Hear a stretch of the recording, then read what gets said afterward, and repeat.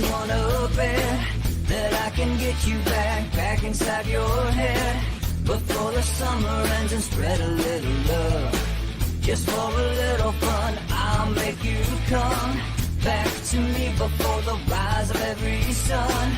Baby, it's meant to be, I know you got a man, but he don't understand. You're gonna be a heartbreaker.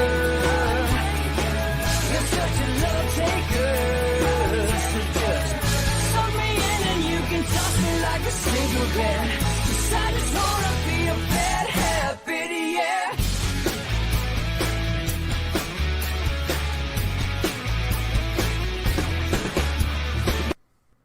Welcome to Inside the Numbers with the People's Pundit. And now here's your host, Rich Barris. All right, folks. Welcome to Inside the Numbers with the People's Pundit. I'm your host, Rich Barris, the People's Pundit. It's Freewheeling Friday, So, get your questions in. We have a lot to go over today. All right. So it's less than 3 weeks. We're coming up on the 2-week mark. All right. There's a whole lot to get to. Episode number 300. Wow. Really? We're there. Really? If you're not already, go ahead and subscribe on Rumble to the People's Pundit Rumble channel. And, of course, that'll always let you know automatically when we're going to go live. But if you are still watching on the backup YouTube for when Rumble has a problem, even though we are not committed to YouTube at all anymore, so I'd strongly suggest you all subscribe to Rumble. All right, then do so because they informed me the other day that we have an @ now. So we're cool to be banned all the time, but apparently we got an @. All right, they're giving us a handle, which will be, it's in beta, and you could use it now, actually, but it'll be rolled out to everybody else. It's funny how that works, right? We get all these, like, new goodies. We always do. And yet they constantly give us a problem.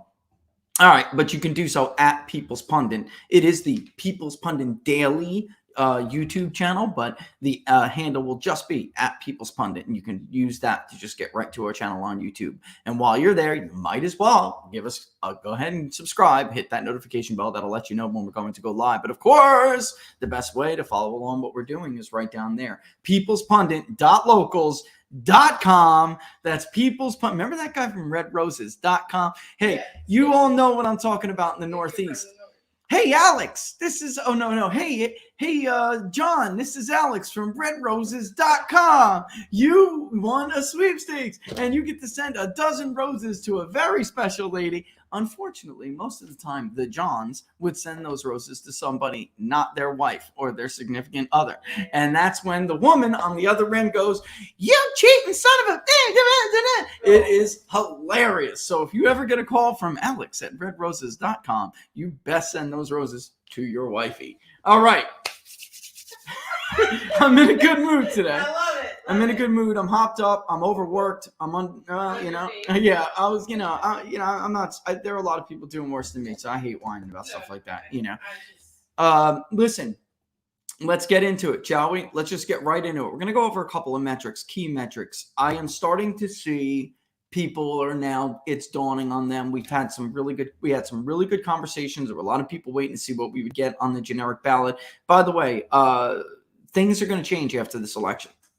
Things are going to change. So we're going to mock people still. Of course we are. All right. But because that's who I am and what I do and why they hate me, and that I'm typically more accurate than them. So things will change, though. Like for all of the love you have shown us and all of the projects that you've made possible, after a while, it just becomes impossible for mainstream to ignore you. All right. So that's where things are headed. I'm just telling you right now after this election. I want to go ahead and say that we have moved up. Actually, we are now not number 3, but number 2 on the election recon pollster rating. And it's just going to get up from there. Listen, Tip, you're cheating anyway, because all you do is presidential elections. That's why your accuracy is 2% slightly better than ours, even though your Republican lean is stronger than ours. Your partisan lean is worse. You're only there because we poll states too. All right. If you would get in there and poll states, then you would be way down on that list. And I'd be sitting right up at the top where I belong, baby. I'm sorry. I'm in a brisket mood today. Story, man. But it is true. Let's look at the generic ballot. By the way, I swear I feel like some people wait to release results and are like, I'm just going to copy and paste Rich tomorrow after he releases his. All right. All right. So here we go. Generic ballot. I was obviously foreshadowing this. All right. I was telling you that there was very clearly a difference over the weekend, but it is a little bit misleading. So I'm going to show the graphic and then we're going to pull up the website because notice we put out a press release now. We're going to start doing that to make certain websites that aren't pieces of garbage easy to find our work. All right. And to archive our work. I'm actually going to have my boy, he doesn't know it yet. I'm going to talk to him after the show. I'm going to have my boy go and archive all of our work. So it's very easy for people to go ahead and find it and put it up in their polling aggregate. All right. All right, so here we go. The generic ballot is now R+5. And I say it's misleading because of the wonderful things it does. No, because these people were going to vote Republican before the summer anyway, and they kind of fell off the grid a little bit. I would argue, folks, that there wasn't a difference because of Dobbs. I would argue the difference was simply that some of these people were not as motivated. I wrote an article, it was picked up by RCP actually, and put next to the Slimer as contending, viewpoints. I think it's very clear at this moment that I was right and he was wrong.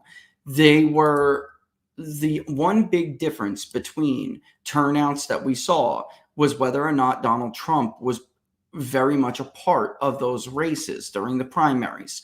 Right? And that's why you really saw Republicans outvote Democrats significantly when Donald Trump or MAGA was involved in these fights. Okay.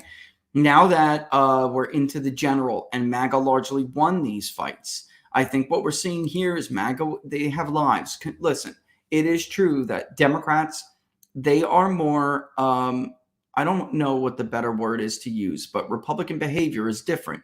They go on vacation. They spend time with their families more. They observe holidays more. It's just true. I'm not trying to beat anybody up here. It's just a reality. All right. Which is why, by the way, Warnock, if he doesn't make 50 on 2 Tuesdays from now, which I do not believe he is going to at this point. If he doesn't make it, he will lose to Herschel Walker because it will be on December 5th, and Republicans absolutely will outvote Democrats. Look at the turnout in Georgia right now. People were getting they always misread the early vote tea leaves. And I always call every year, right, folks, who have been with me forever, I have cautioned you, do not read the early vote tea leaves. Try not to anyway, because they are often very, very misleading. Okay. The bottom line is the Georgia vote was in early vote very strong in the primary. It was historic and it tilted Republican.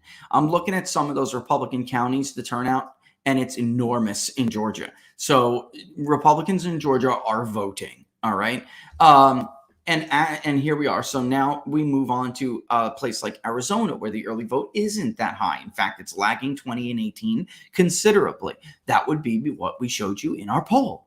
A huge percentage of people in Arizona tell us they will vote on Election Day this time. This will be a historic Election Day turnout in the state of Arizona. All right, which brings us to a race we're going to have to go to.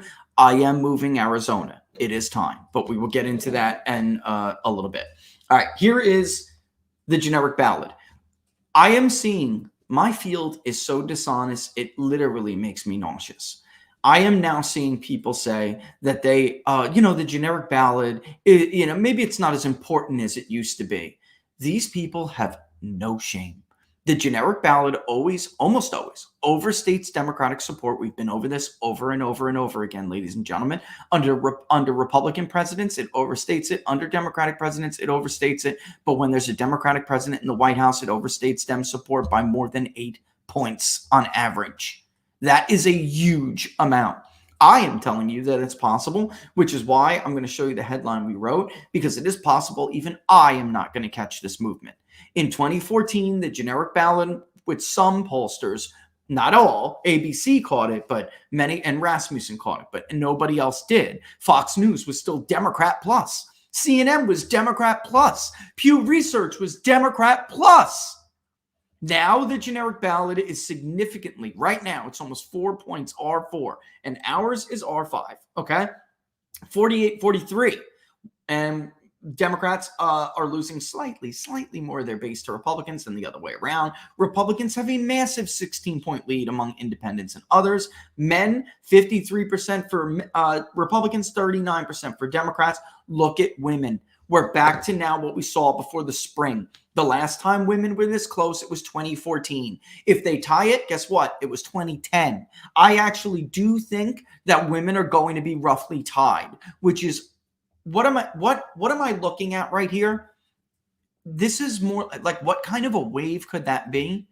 It could be the kind of wave that like comes after officials in Florida issue storm surge warnings. Like, where did all the water go on the beach, mommy? Okay, that's the kind of wave I'm talking about here. If women really tie, which it's a tidal wave, and I actually am telling you that has happened. It can happen, and we're going to go over the undecideds in great detail in the crosstabs, and you tell me whether you think it's going to happen. All right.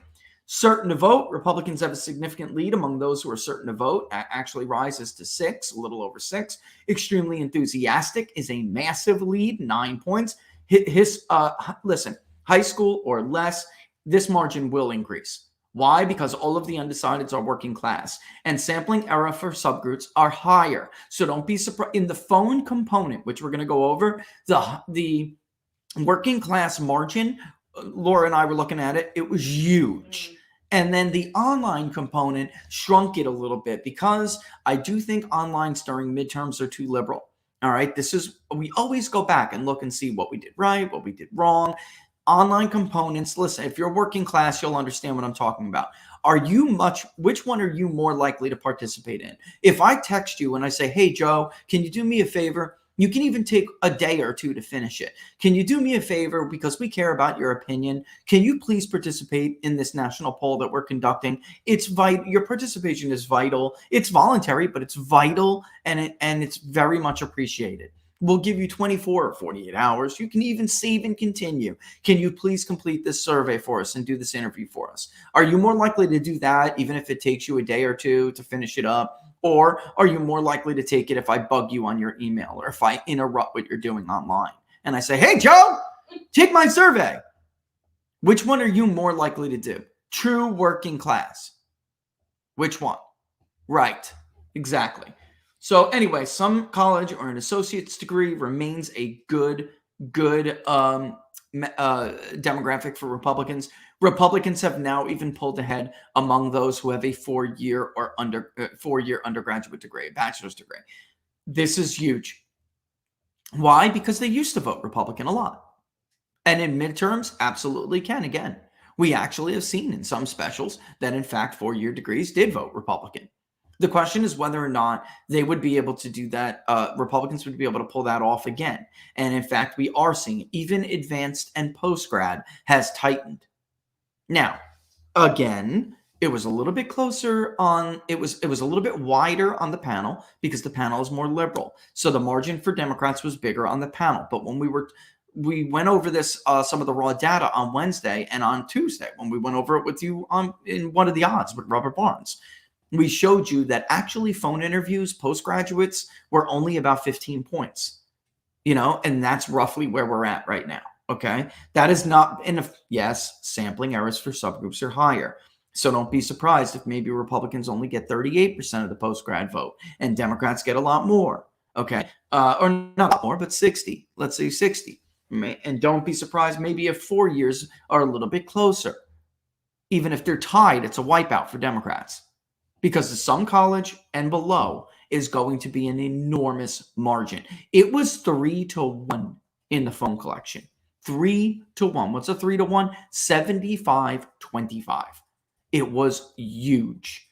All right, let's take a real quick look at some of these overall metrics before we go into the detail. All right. Here's Joe Biden's approval rating. It did tick up in our polling a little bit, and again, I think that's a major difference. It was only 36% in the phone interviews. It was 36%, and we'll look at that. I think at 37, something like that. In the online panel, it was about 45. All right, so together we combined we got about 42. I wanted to keep apples to apples here, so I didn't change the 70-30 split. All right, but it is possible when the exit polls come out, Biden's approval may be 39 or 40 in the electorate, but if it is 42 or 43, then, it's actually rather common. This happens right before a midterm, even a first-term incumbent midterm, the president's approval will tick up slightly, okay? They're more high-interest voters. That's what happens when you close that voter screen. If they said they were unlikely to vote, and I looked at their vote history, and then they went in there. If they said they were certain to vote but had a little bit of vote history, they went in there. But all these like Hail Mary, I'm going to vote voters, many of them were screened out this time. And why do I say I could possibly miss Republicans' support a little bit? Because actually the new voter favors Republicans. This happened in 2020. All right. The new voter is even more so now favoring Republicans. And in the primaries, that happened as well. New voters actually favored MAGA. All right. Molinaro, he barely lost in New York 19. The new voter would have favored Molinaro, and he would have pulled it off and beaten Ryan. All right. He's going to beat Ryan now. I'm telling you right now. The R+5s, that's Molinaro winning. That's all this talk about J.R. Majewski losing to Marcy Kaptur. That's bullcrap. That's John Gibbs. He's going to beat Hillary Schulten. Okay? That's what an R+5 means. It means Republicans are going to rout their Democratic opponents. It's a big deal, and don't let anybody lie to you. Republicans winning by 5 or more in a national environment is a big deal. And it will be a big deal for the Senate, which is why I'm telling you right now, I bet you Oz is ahead and the polls are not catching it. And Blake Masters probably pulled ahead last weekend. All right. But we'll have our own Arizona poll and we'll find out. But Blake Masters is probably ahead now of Mark Kelly. He is actually now within the error rate if you compare the last time Kelly ran. I'm not comparing. If there are Senate races, then if okay, let me put it this way. We are comparing polling at the presidential level, these average errors we're coming up with. But if there are Senate races, they take precedent. So you have to remember Martha McSally's lead in 2018 was overstated. She lost to Sinema, but it was only because of a final week of polls that had shifted toward McSally. In 2020, Mark Kelly was supposed to win by 6 or more points. He did not. He barely won. All right. So the polls literally doubled Democratic support, overstated it by twofold. All right. That is something. So that would take precedent over the presidential eras. All right. Another key metric here. And by the way, Biden's approval rating is still abysmal. And we're going to talk about this in more detail in a second. I'm just going over some overviews. All right. So here we have right track, wrong track. Now, folks, it is back to the pre-summer. It is headed back to the pre-summer level, which you're going to see a common theme here with everything. The generic ballot margin, right? It's headed back to the pre-summer levels. Joe Biden's approval rating is one that is like kind of bucking it a little bit, but it's hanging, to where it is. And actually, if, again, it's possible that it is headed even lower. We just didn't want to change the methodology, apples to apples, okay? And anyway, the right track, wrong track is headed back to pre-summer. It's the second lowest or the second worst, the second most negative right track, wrong track that we have measured yet to date. All right. So with that in mind, let's actually pull up the article itself. Okay. And then we'll get into the crosstabs. What is happening here? You see it right there. All right. So Republicans lead by an expanding margin on the generic ballot. This lead could expand. It was in the middle of expanding when we ended the poll. So if you see an R+6 or +7, believe it. All right? Believe it. What is happening? College-educated independents and women. The New York Times poll was actually kind of right. They were wrong, however, that they just suddenly shift back to the Republican Party. That's not what happened. They had been with the Republican Party for the entire year. Folks, since last Halloween. Remember our generic ballot? Women were tied several times. Republicans had a 1-point edge with them at one point. Get it? Get it? A little play on words. You're having fun with this. I like it. All right, so I'm going to read it. I'm going to read it kind of quick because I'm going to stop in areas I think are important. With less than 3 weeks to go before Election Day, closing in on 2 now, Republicans hold an expanding 5-point lead over Democrats when voters are asked who they intend to vote for in their congressional districts this November. Republicans held historic leads in the generic ballot until the summer when the key metric tightened. Support for Republicans on the generic ballot, and if you want, go here and you can click to the generic ballot trend, has risen to 48.4, up from 42.5 in the pre-Labor Day survey conducted just before September. Meanwhile, Democrats ticked only marginally higher, from 41.2 to 43.3. And this is me, my little quote. That 5-point lead has the potential to grow as the late deciders are demographically friendly to the Republican Party. They largely disapprove of the president, and the issues important to their vote are not favorable to Democrats. All right, the tightening in the summer was more a result of these voters softening their support for the Republican candidate in their district and less about mind changing over issues. What I am telling you is the Dobbs movement was an illusion. It was not real. Educated independents and women who had indicated that they would support Republican candidates for the U.S. House all year long before the summer are now simply reaffirming their earlier preference. Why am I saying it's an illusion? I've seen this before. I've seen it before. Many election cycles. One thing you learn from me, I hope it is that a lot of these things are baked in the cake. And the mood of the electorate is a predictive variable on our model for a reason. It may look like that Bradley or Brady has a chance to beat Joni Ernst for U.S. Senate back in 2014. It may have looked like that for a while. But if you really ask people, who do you want to win the Senate? What do you think about gun laws? Right? Do you want a senator who's going to protect the Second Amendment, or do you want somebody who's going to, restrict it in favor of public safety? Things like that you can ask to gauge the mood of the electorate. More often than not, in fact, since I've been doing this, when we get closer to Election Day, the electorate, the preference, the vote preference, begins to mirror the mood of the electorate for the entire freaking year. All right. Likely midterm voters are extremely negative about the direction of the country. Another key metric, strongly tied to an incumbent party's performance. In fact, the negative 46.5 point spread, negative 46.5, ladies and gentlemen, it's huge, is the second worst finding ever gauged by the Public Polling Project. Only 22.3% say the country is headed in the right direction. That was 20 in the phone interviews, down from 24.8% in August, while 68.8%, that was 70 plus in the phone interviews, feel the country is on the wrong track, up from 64.7. And while the third key metric, Biden's approval, it improved, marginally, it remains historically negative. Only 41.7 approved the job Joe Biden is doing in office, to include only 19.7 who strongly approve, but solid majority, 56.4 disapprove, and more than 4 in 10 now, 44% strongly disapprove. Why does that matter? Because if you strongly disapprove of the president, Republicans are winning that vote by more than 90%, resulting in a negative intensity index of 24.3, negative 24.3.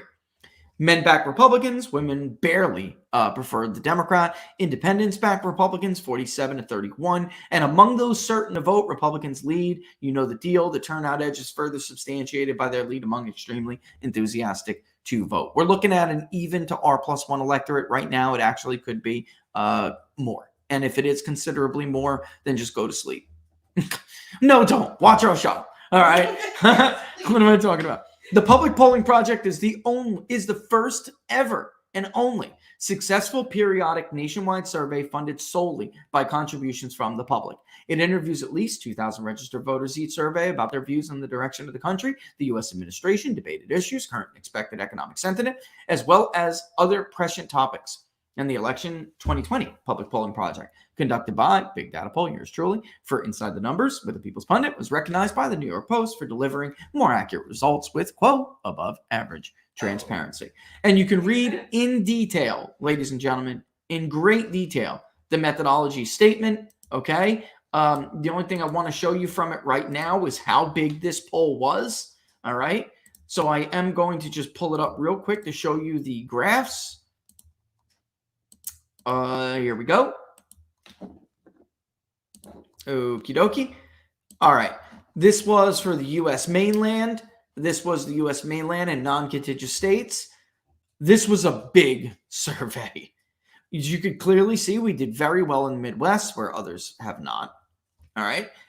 We also think we did fairly well in the West. You have to understand that for people who are like, well, look at the, the Plain States or Colorado, they're not population-wise, they're not, as much. So the way that this visualization captures participation, the darker the bubble, it means the more participated there. The lighter means less. I actually think we did pretty damn well in the West and in the Plain States.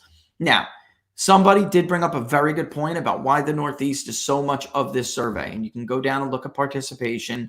It's a slightly Republican electorate with the voter model. It could be more. Honestly, if the exit polls come in and you see R+2 or even R+4, don't be shocked. It absolutely could happen. It is a more conservative electorate. And I think what's happening there is actually Trumpists who really don't view themselves as like Ted Cruz conservative. They are just calling themselves conservatives. They're not, it is not that liberal. It's about 24% liberal. It is more male. Men are much more likely to vote than females, which is, if it's a 49-51 split, which we have seen in midterms. So I know I saw the usual bull crap. This is too male. There's not enough women. It's too white. It's a midterm. All right. And then also we're looking at about 73% white. Ladies and gentlemen, it was just 74% white last year. I mean, come on. All right. Protestant, 45. A lot of this stuff is really cool. You can go through, but somebody brought up a really good point about an age. Don't be shocked if 18 to 29 is like 11%. We're 13, but they are not at all enthusiastic about voting. You know who is? Middle-aged working people. 40 to 49 is much more likely than they typically are to vote. That is a very, very good group for Republicans. They take the lead in the 30s and above. So they do trail in the 30 to 39 component just slightly, which is bad news for Democrats. They usually win that. They don't have that substantial of a lead. It looks like it could be about even, which would be monumental. But from 30 to 64, I want to just point this out before we move forward. You'll see in the crosstabs that 30 to 64, that is the lion's share of who is undecided. And they are 30 to 64 years old without college degrees and mostly independents. Partisans are basically decided. There's like 2% undecided for each party.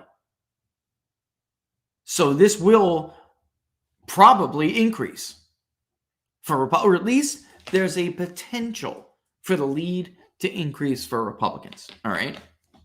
And suburban was 49. We were, looking at it. And frankly, I think some of these like, I've talked about this a lot, and I think it's important for everyone to remember. People aren't very good at identifying their area type. All right. So there are other ways to wait for geography, and that's what you should do. All right. Okay. Now, someone made a very good point. Why is the Northeast 24% and the Midwest 24, the South 35, et cetera, the West 18? The West could be like 20, something like that. The South could be like 38. It could. And the Midwest certainly could be a little higher. What happened here with the Northeast component is pretty simple. Pennsylvania is, in our polling, considered the Northeast. Sometimes, and we have to be very careful and look, and this is why you wonder why it takes so long sometimes for us to process, because we're very careful. Sometimes, and that's wrong. This is N equals 100,000. We need to amend this and change this. All right. Sometimes Pennsylvania could be a disproportionate number of the Northeast, and they get it right. They know the Northeast. Some people, especially in Western Pennsylvania, may say they're the Rust Belt, that they're the Midwest. All right. And you just have to be very careful with that. But Pennsylvania was overstated for Northeastern support here. So it's right. It's right. Just trust me. I mean, you'll have to take my word for it. It probably is only going to be 20 or 21% Northeast when you see exit polls, and it will be more for the Midwest. But that is what happened there. And just for people who care, this is the actual query, how we pull from the voter file. Like I said, nobody is more transparent than us. And that's how the online panel design is done. And again, Laura's funny. And again, why are men were only 48? Why are they now 49? Men are more likely to vote. We did, target, and we spoke with, 18 to 29-year-olds that were actually 16% of the overall sample. The problem is for them, they're just not as likely to vote. So they're less. 40 to 49. They're 18% when they're finally weighted properly, because they're more likely to vote. So that's how all this can matter. And you can see here, we always target the Northeast as only about 17%, but it's routinely around 20 or 22, sometimes more, sometimes as high as 25. I saw some media polls recently. They have the Northeast at 25. That is not going to happen. All right. But it could be that they had, again, like we did, Pennsylvania being an outsized share of that. So you have to be a little bit careful. But there you have it. The West it is smaller here, 18%. Turnout in California looks weak. Looks like it could be weak. All right. This is the problem with one-party rule. It depresses the hell out of the process. So you have like Oregon and Washington and all of the rest of them being very enthusiastic to vote, high participation indicators, and throwing signals like crazy. And yet the West is still reduced as a share because one-party rule in California makes both parties pretty much, what's the word, Laura?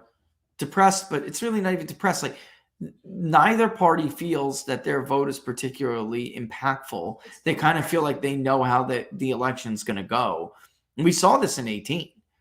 Turnout was very high for a midterm election, yet even in Orange County, where like Dana Rohrabacher, he was missing like 30 to 40,000 voters in a normal midterm election, even though that was a high participational midterm. And that's what we're looking like. We are in ballpark 2018. That's what we're looking like here in this poll. That's what it looks like to us. Could be a little bit higher. Okay, we could be a little bit less. Could be a little bit more. But it is not going to be a 2010 or 2014 30% turnout, 34% turnout. It is not. It will be higher. All right. So there we have it. So that's interesting. When we come back, we're going to look at the crosstabs in great detail and the Registered Voter Economic Confidence Index, which Laura and I were debating before the show.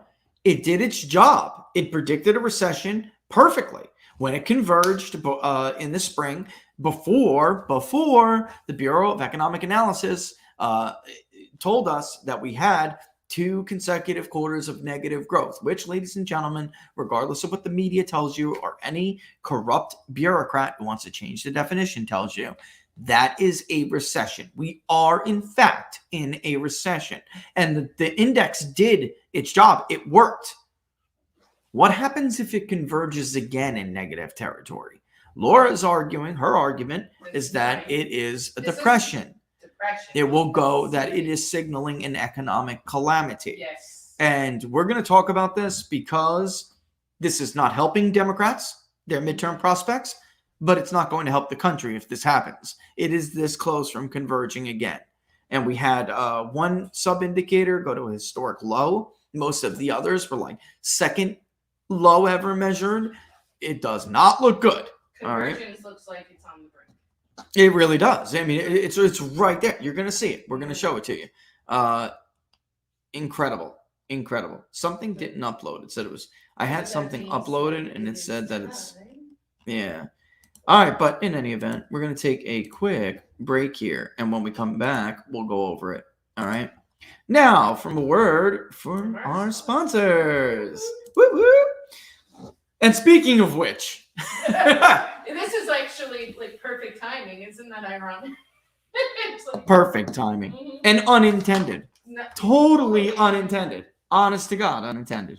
But inflation is a major issue, which we're going to talk about again as well. And food shortages, under economic calamity especially, they could be coming regardless. Experts have been talking about since July.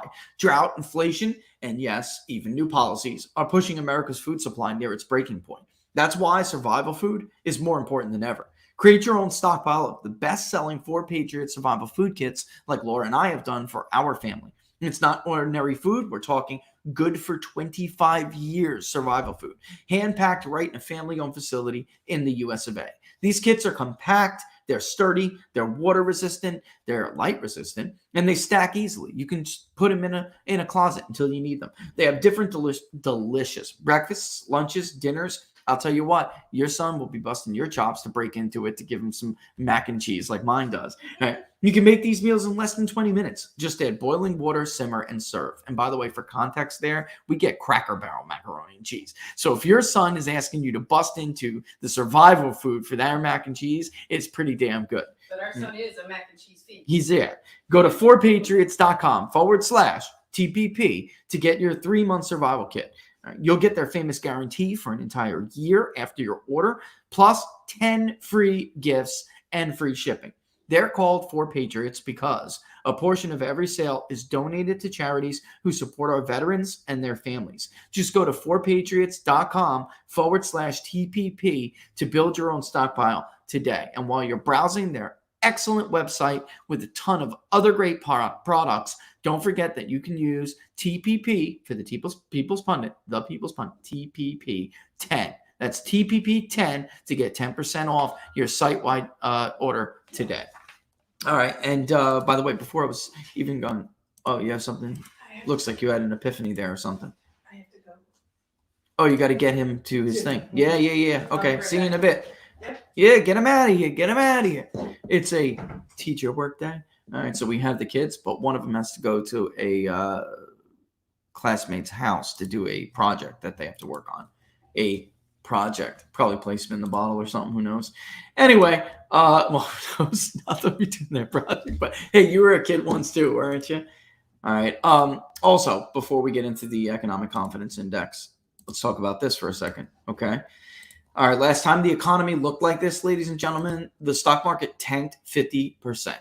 Despite the rally earlier this week, it's still not looking great. You know it. It's down considerably. US dollar lost 46% of its value. The price of oil quadrupled. And yet, while the US economy collapsed and inflation ran through the roof, the price of gold shot up 1,300%. Silver, 2,400%. So if history repeats itself, we could see it happen again. Can you afford to miss what could be the biggest gold and silver boom of our generation? That's why I want you to visit tpplikesgold.com, because when you do, you'll not only get the chance to protect your retirement savings with gold and silver, you could get $10,000 or more in free silver just for doing it. This is a rare opportunity, so don't miss what could be your biggest and best opportunity to protect your retirement savings. Visit tpplikesgold.com. That's tpplikesgold.com to get that free kit right there today.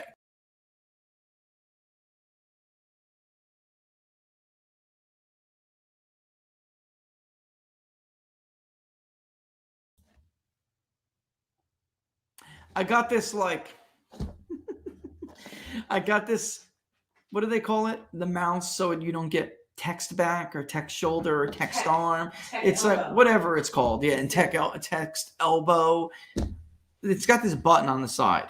It's a back button. And that's what I just hit when I disappeared from the screen. Okay. Smooth. But I'm back. 2 seconds. second. She left me for 2 seconds and I blow the whole damn show. All right. So let's take a look at these crosstabs. Okay. Let me pull out my data sets here just to make sure that I'm on the right one. Here is the October one. All right. Let's pull up these crosstabs, ladies and gentlemen. Let's get into the nitty gritty of this, shall we? Let's do it. I don't know why I got that blind spot there in the show. You see it? Right there? Oh, no. Right there. See that? We have to fix that. All right. You can't see that. That's too small. Okay. Let's make it bigger. We need to. I know. And that's why I like to, that's honestly why I like to make graphics. It's just the crosstabs, they show things you can't show any other way. Okay, that's good. You can see that. You can see the crappy right track, wrong track. You can see men are, how did this happen? Okay, time to fix that.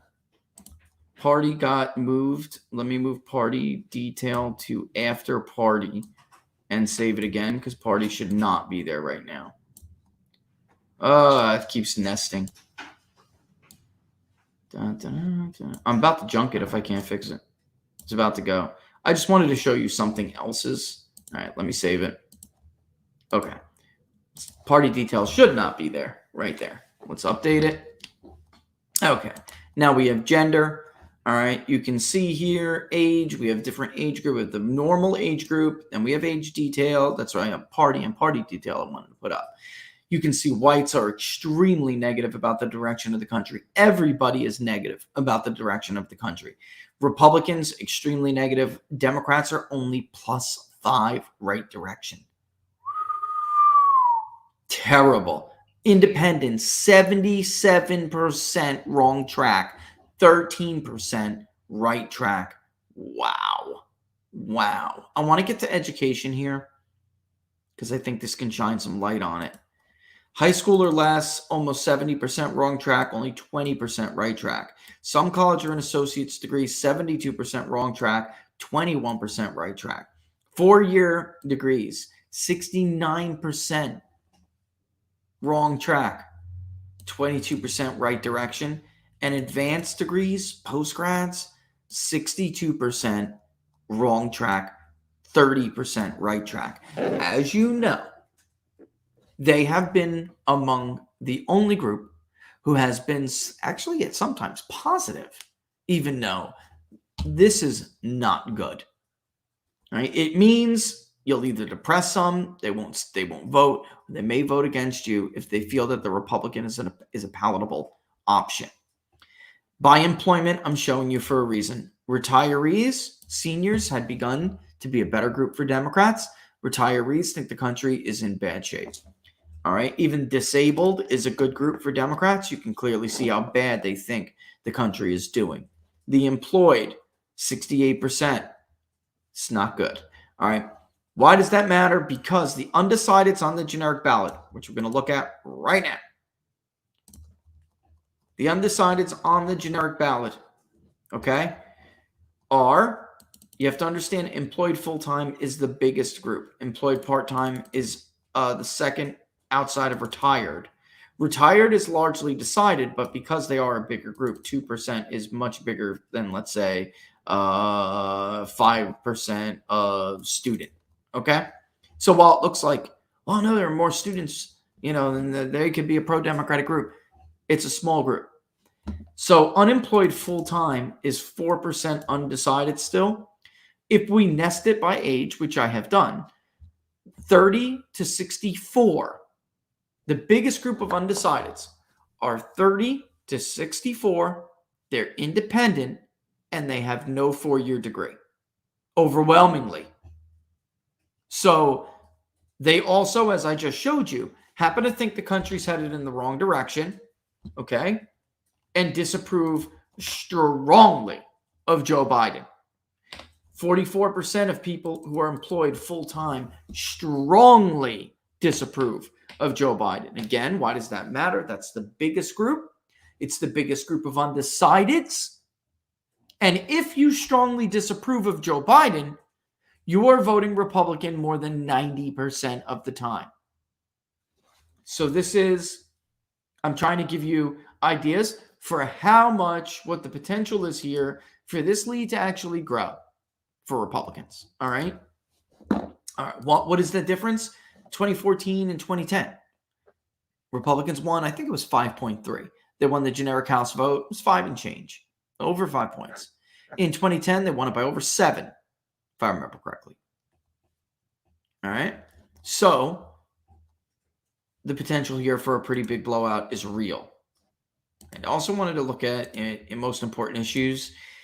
I think it's interesting because, and I'm going to have to add them, but I think it's interesting because abortion in our polling is going to be it's going to be number 3. But the reason why that's not going to help Democrats is because it's a very distant number 3 behind economic concerns, very distant. And other issues like immigration is so close to it. This is not a solid number 3 at all. It's a distant number 3 that actually is well within the sampling era to be number 4 or 5. That's how much people really don't care. Secondly, there was something, this may have backfired on them. Because this weekend what we heard from people is that they picked abortion. Remember, the Democrats were winning the abortion voter by like 90%. They are not now. They're winning it by like 70%. There's been a slight backfire. And there are pro-life voters who are now picking abortion and saying they're coming after that Dobbs decision. I want Roe gone. I want to keep it gone. Guess what? I'm an abortion voter too. And it's a small chunk, but it's enough to whittle about 20 points off the Democratic advantage on that issue. Further, there were people who picked other and wanted to go on and tell us specifically that they are a pro-life voter.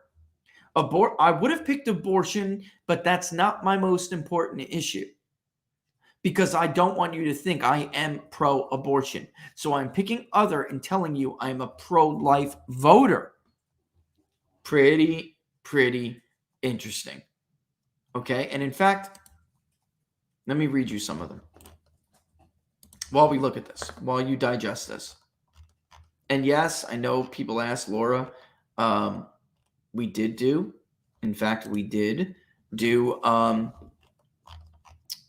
what's it called? 2020 rematch, but that's not priority right now. I will just say, yes, Trump leads. He does. You ready? The you know what election. I can't say the word because I'm on YouTube. The future of our country is at stake if we don't fix it. Okay? Normally, we hear things like this: stopping the Nazi Republicans from bringing down the entire country and turning it into a fascist theocracy. And we still do. I mean, the rise of white nationalism, somebody else said. All right? There were a lot of, not a lot. There weren't a lot of Social Security Medicares, but listen to this. A big chunk said basically they're all the above. All of it because our country is heading down the toilet with high inflation, interest rates, and it seems like elected officials do not care. All the above, you cannot separate one from the other. All of the above, all of these issues are intertwined. All of the above, our country is headed down the tube. They're all equally important issues. All the above, because it's impossible to choose just one, they are screwing up everything. I mean, folks, this is, incredible. There are a few about Social Security, Medicare, things like that, but not all of the above, but I would say border security, inflation, education, crime, and the economy. Okay. I actually care about the environment, but I don't want to pick climate change because I'm not a lefty. Also, I would add gun rights and abortion, protecting this decision all equally. Term limits. On and on and on. On and on and on. Corporate fascism. That's apparently the mantra of the Democratic Party. Career politicians and do-nothing Democrats. They are destroying our country. Election deniers. There's one that says election denier. Ending abortion. That's one. And here's the guy I was telling you about before. I cannot pick abortion because I do not want you to think that I am pro-abortion. I am pro-life, and I want to protect the Supreme Court decision. I am pro-life. Here's another one. The housing crisis. They're coming after our guns.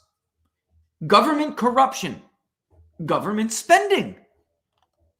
Inflation and gas prices. I mean, I need to add these too. So inflation is actually, the concern over inflation is actually more than the 30+% that you're going to see in most important issues. Putting supposedly insurrectionists who are protesting in jail. That's another one. Here's one that's here's one that's MSNBC-like. Keeping anyone associated with Donald Trump out of jail. Law and order. It must be applied fairly to all, and right now it is not. The FBI is corrupt. There's another one. It's a good one. Oh, and LGBTQ rights. Our country suffers from mass mental health. Oh my God. These are good. We should do I don't know how we can. The best of the best. I mean, they're all good, you know? Extremism on both sides. Well, that's a fair-minded person. Yeah.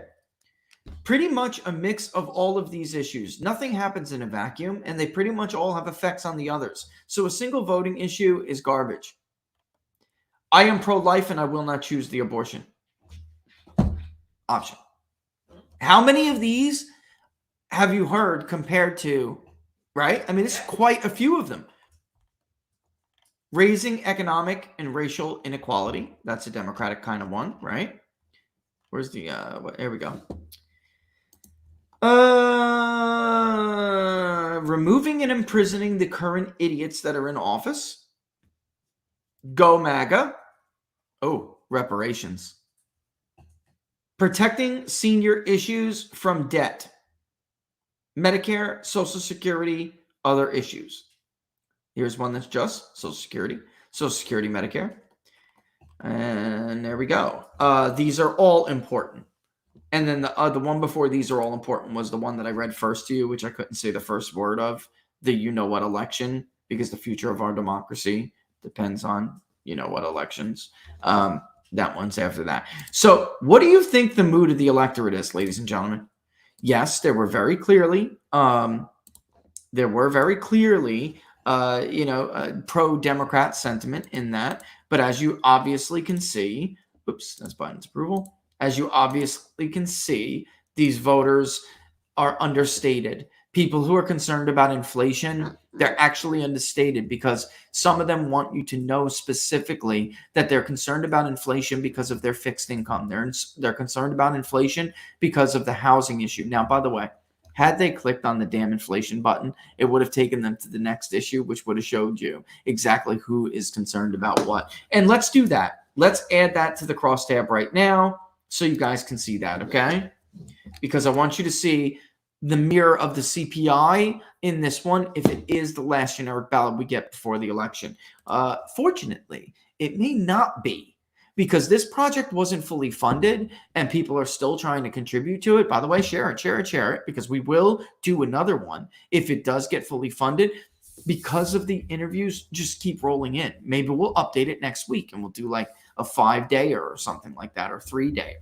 All right. It's something we're considering because I don't want to waste people's participations. I'm thinking of updating it a little bit. All right, let's edit this. Let's throw in, we'll have to do it after. Oh, let's go over the economic confidence index before we do this. I wanted to show you what made up the subcomponents. Current business conditions, as you know how it works, we asked them to please assign a positive, neutral, and negative rating to reflect their current perception of each. Current business conditions, only 18.5% had a positive view of current business conditions and 45 had a negative view. As you can see on the economic confidence index, that's right. I mean, the point was to do the damn economic confidence index. Sorry about that, guys. As you can see, when we go to sub-indicators, that fell to 29.1. That was the one indicator that fell to its all-time low. Okay? This is the one I was telling you about. The other ones, or no, wait a minute. There were 2 that fell to an all-time low, weren't they? No. The other ones were either the second lowest or tied for the second lowest. And then we'll show you what the index did overall. Current employment conditions. And by the way, I'm crossing this with employment to give you guys an idea that it pretty much is across the board. Although very clearly you can see that people who are part-time or unemployed but looking, who have given up, they have an incredibly negative view of the job market there. And that's sad. This column right here and this column right here, this is the one who's given up on the American dream. And these are the people who are on the verge of giving up on the American dream. It is sad. I'm sorry. And it was totally avoidable. Completely. Do your job. I'm telling you, they need to do their jobs. They act like no matter who was elected, this was going to happen. Mm-hmm. That is not true. And all of the economic indicators show that. CPI had returned to the mean and stabilized before Biden was elected. If you read the ISM panels, like I keep telling people to do over and over again, you will see that these inventory providers, these suppliers, everyone across these different industries, they were concerned that Joe Biden and Democrats were going to impose another lockdown on them when they hit some arbitrary freaking number of too many infected people. So what happened was we created a slinky in the supply chain, and it would be too much, then not enough, too much, then not enough, too much, then not enough. And it cratered the supply chain. And we have a completely incompetent Secretary of Transportation who checks boxes and not qualifications. He was bribed by Barack Obama to get out of the nomination process. Listen, this is the worst of it. It really is the worst of us. Barack Obama bribed Pete Buttigieg to get out of the nomination so he didn't siphon votes away from Joe Biden because nobody wanted him. Pete Buttigieg had a better chance of winning that nomination than Joe Biden at one point.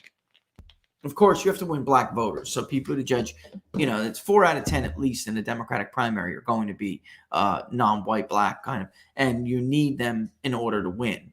And had he won a few more primaries, maybe he would have.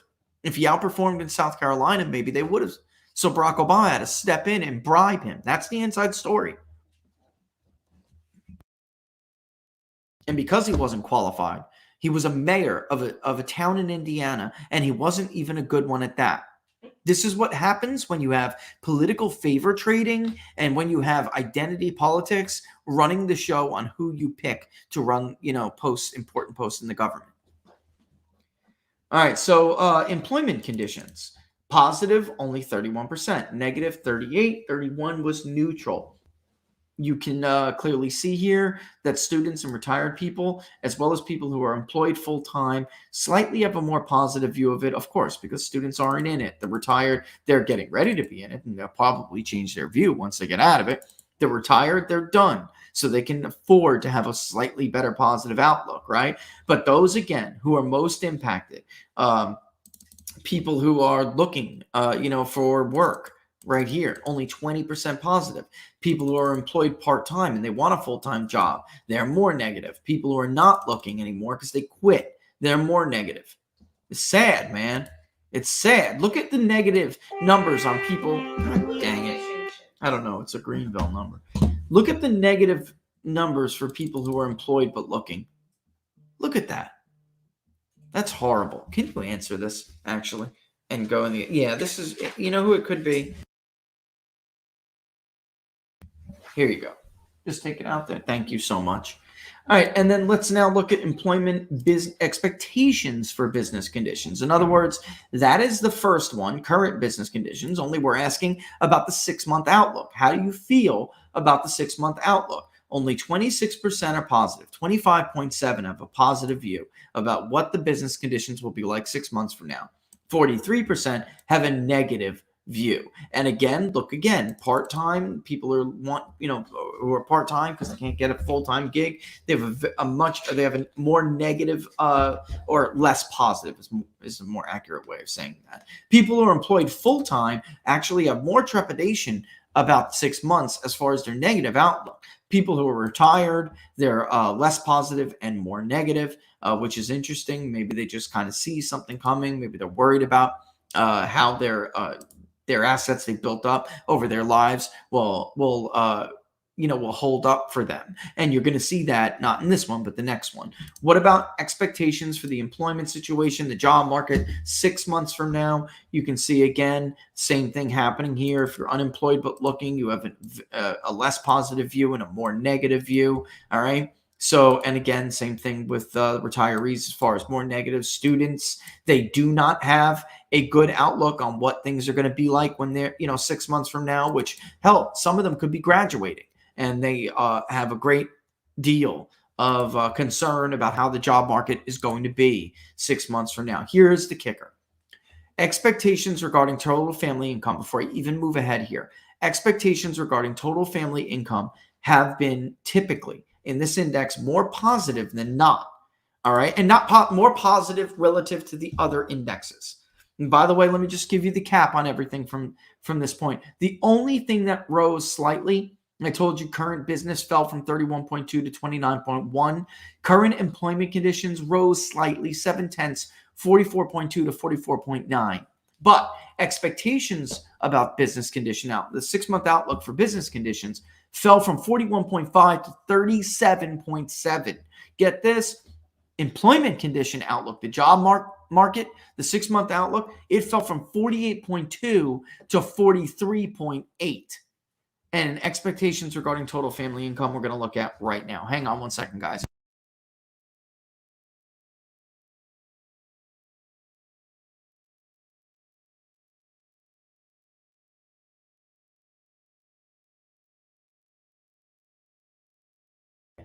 Yeah, that's cool. And then here we go. Let's look at total family income. Sorry about that, but that was kind of pressing.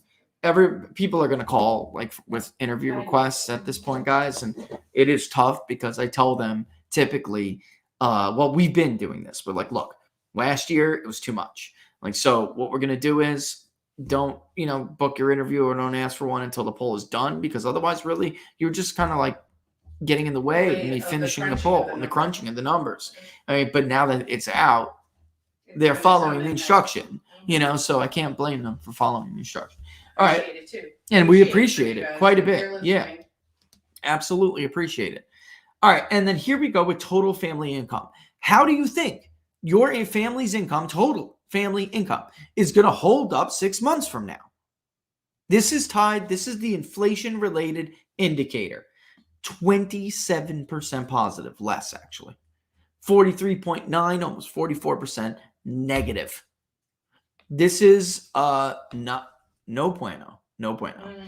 If you're full-time, you'd think a little bit better, right? Of course, that makes total sense. If you're employed part-time, you're a little bit less positive. If you're employed, but you are looking, you are less positive and more negative, all right? If you're employed and not looking and you quit, you are significantly less positive and a lot more negative, all right? If you're disabled, less positive, a lot more negative. Why? Why do you think these people are less positive? Same thing with retired. Why do you think they're less positive and more negative? Fixed income. These guys, they're on SSI or SSDI. These guys, they're on SSI and whatever they were able to earn throughout their life, right? The expectation for total family income tied for a low, if I remember correctly, it tied for the second lowest reading ever. It fell from 41.1 to 37.9. And with that in mind, let's just take a look real quick at how that index looks, which is what Laura and I have been trying to tell you about, how the convergence of this thing again. I'm going to consult some people. It's debatable. Does it mean prolonged recession? Or does it mean, as Laura may suggest, is it worse than that? Is it depression? So here is, and let me zoom in real quick. Which to me only I shouldn't really zoom that much stuff for people who can see stuff here. I didn't realize it was logged the hell in. Anyway, it's small, and I know it's small. You can see. But the lines are most. Yeah, the lines are. Here's the table. This is, you scroll down if you want to see the history of it. Here's the latest is the table on top, Okay. And then these are relative values. And for those who want to learn more about how we do the Registered Voter Economic Confidence Index, the methodology, it's incredibly cool. All right. It's very much like the CCI. All right. And only thing is we don't use 1985, right, as a baseline because that's not when it started. And, we don't have the baseline there. All right. So it's relative values, just like the Conference Board's Consumer Confidence Index. And those relative values are calculated by, just real quick, if you add the positive and the negative, you get your value. And then you take the positive and you divide it by the sum of the positive and negative. And that is what gives you the relative value. Okay. Then the current conditions index, that is the average of which is adding and then dividing by the number of sub-indicators. It is the current business conditions and current employment conditions averaged together. The expectations index is the latter three because they deal with the 6-month outlook, averaged together. And then the overall registered confidence index is the sum of the 5 indicators divided by 5 because there are 5. And that's what gives us these index levels. Okay. It's getting a little bit scary. As you can see here, the expectations index, last time we saw the convergence, had a steeper rate of decline than the present situation index. Are you guys seeing that? You guys are seeing. Okay. And this is what predicts recession. You are essentially looking at a malaise where people no longer feel that the 6-month outlook will be better than what is happening right now. Okay. And it has to be in negative territory. If there was a convergence in positive territory, it wouldn't matter all that much. Okay. Well, not that it wouldn't matter. I'm just saying you're not looking at a full-blown recession. That's not the way it works. When we are in negative territory and there's a convergence, it's a problem. Overall registered voter economic confidence index fell from 41.2 to 38.7. And that was driven from the present situation index ticking down slightly, 0.7, like I said, a less steep decline than what people see could happen in the future. And that fell from a tick up last month, was hopefully 43.6. We were hoping at the time maybe it'll stabilize. It did not. It fell again. It went from 43.6 to 39.8. And you can see the 3 of them there getting very close in significant negative territory to doing it again. Sentiment is very predictive. Depending, obviously on, why? Because we're a consumer-based economy. If people are negative, then they're not going to spend. If they don't think they're going to have enough money in 6 months, guess what? They're not going to spend now. This isn't freaking brain surgery. Like a rock. You don't have to be Dr. Ben Carson and separate like Siamese twins, okay, to figure this out. I don't understand why a certain political party doesn't understand basic economics. Like, they don't understand basic human behavior, I guess, or at least market behavior. I don't know. Look, I can fault Republicans for not understanding certain behavior too, but this is a significant negative on behalf of Democrats. All right, so there it is. It's not good, and I know we're running up almost on a break already. It's not good. Maybe we can hit some questions before we get into it. I got tons of questions for you. WC Light says, the Slimer's Twitter account has been a fun read today. So much cope in the comments. Yeah, and Derek, even Slimer and 5-Turd Fake have capitulated and have the GOP winning the House. Look at their combined forecast of whether they'll take 2 houses. They're actually now the greatest likelihood is that the GOP will take both. And I wanted to mock him, and I'm gonna, because he said, "Why?" You see his article. It says this morning. It says, "Why am I? I'll do it." He says, "Why I'm telling my friends that the Senate forecast is actually that Republicans have a better chance of winning the Senate than the forecast because you don't want to look like an imbecile at the next cocktail party? Is that why? I can answer that question without writing an article, because you don't want to look stupid again, right, Mr. Guru? Yeah, and he writes in this thing, I was really skeptical about the generic ballot jump for Republicans, but now I think the obvious is clear. He waited almost 2 weeks to lag RCP to have his average move Republican. And he's like, and I'm actually more bullish on the chances for Republicans than the model forecast, because you don't have a model. You're unskewing polls, and then you're using that unskewed polled result to forecast, and then you pretend you run it through 50,000 simulations. I mean, come on, man. You're not fooling anybody. You're not fooling anybody, dude. So go take Fifi for a walk and cope when you come back. All right? Yes, Blumenthal is in danger. He is. Although I think it is obviously more likely that Blumenthal holds on. But I do think that it is possible in Connecticut. I did hear Al Topwood on War Room this morning. And he is right about his analysis of the demographics in the cities. If there is a big swing among Hispanics, and then you have an uptick in Republican support among blacks, and then you have a significant move away from Democrats in some of these working class suburbs that are outside Hartford and elsewhere that I've been pining about for years now, then absolutely Blumenthal can fall. It is a different electorate than it was the last time Blumenthal was in trouble in 2010. All right? They're different coalitions. The working class stuck with Blumenthal for the most part. It was the back of educated voters that the GOP seems to be winning back that really tightened the margins for Linda McMahon back then. And she came close, but she didn't get there. If Republicans really do better with 4-year degrees and then win the working class, Blumenthal could fall. He could. Now, again, it's not even that it's a very blue state. I've showed you the voter file. It overstates Democratic support because of the registrations. There has been no real push until this year. There's been no effort to try to win Connecticut. Unfortunately, for Republicans, you should have been listening to us for years, and you should have been putting in the groundwork. They're a mess over there. Bob is running an establishment campaign. He almost won the governorship in 2018 by running as an outsider in 2018, a D+8 year, a D+8 national environment. And he still almost won.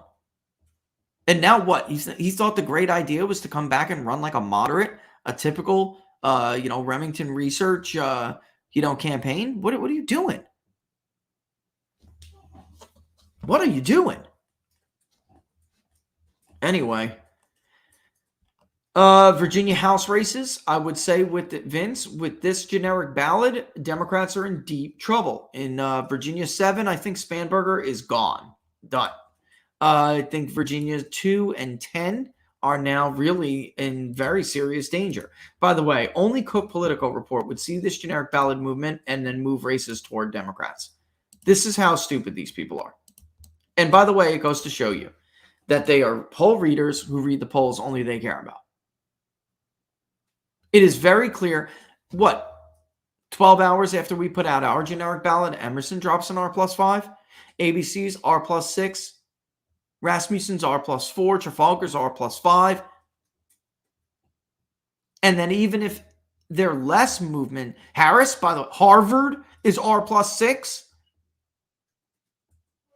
The Harvard Harris poll was D+2 last month. The movement's real. I don't even think that's not even a question anymore. So how on earth could you justify moving anything in favor of Democrats at this point? There is almost no race. None. Not in the battleground competitive districts that truly are battlegrounds. We're not dealing with like local things here. And I'm curious, let me see the movement because honestly, you want it. I've looked. Do you want a more accurate because I miss modeling. I love modeling. I really do. Polling is great. I do. I love it. But it is like stressful, whereas modeling is just kind of fun. And I love it. All right.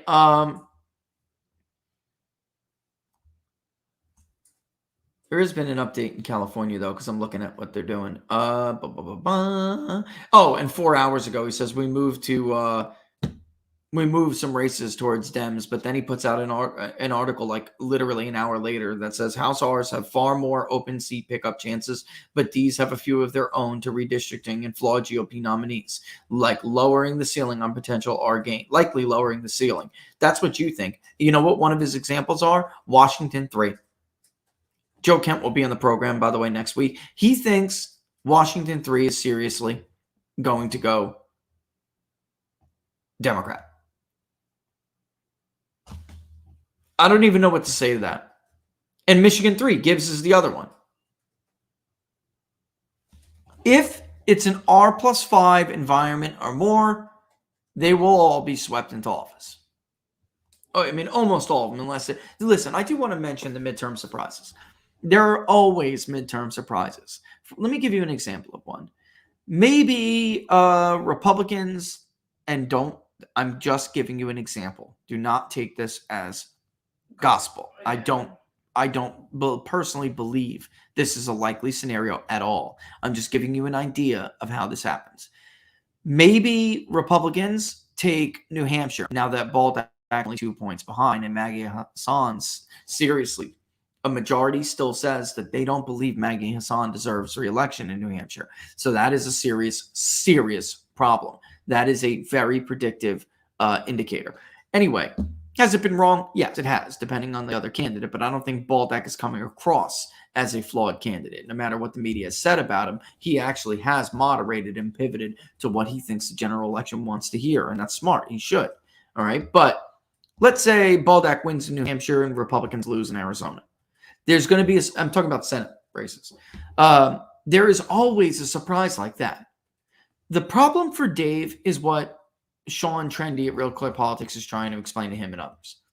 It could be a first. That argument is around every election cycle. This time is different argument. And the problem for them is it's never different. Very, very, very few examples when you can point to that. It just doesn't happen. Yeah, I'll tell you right now. The fall, I love it. Before we get into all this other stuff, I got to go take a break here soon in a second. But election recon is where I was going with this. If you want some better, takes, I have checked out their model. They're really rather cool on. By the way, there's another Laxalt +2, another DeSantis +11. Vance now up 3 in Signal. He's going to win by more than 3. Mitchell Research is now only 2-point race in Michigan's governor race. Washington Senate, even Survey USA, has Patty Murray below 50, even though they do have her up, 8 or 6? 8. I do think it's going to be closer than that. McLaughlin's generic ballot is out. That's Republican +6. Virginia 2, we were just talking about, Vince. That is a tied race, according to... I'm waiting for this to come up here. You don't have... Sorry, I'm just stealing questions. Christopher Newport University. However, Christopher Newport can be a little bit screwy. I'm just telling you right now. All right, so...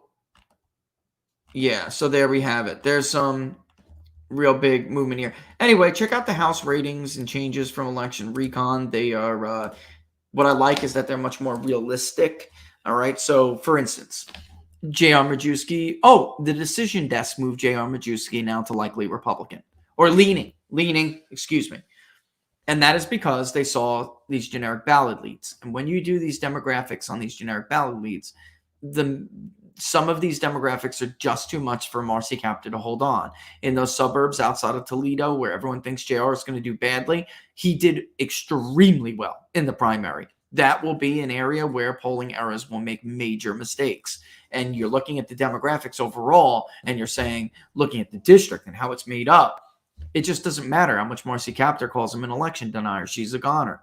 All right. I'm telling you. So you have things like that.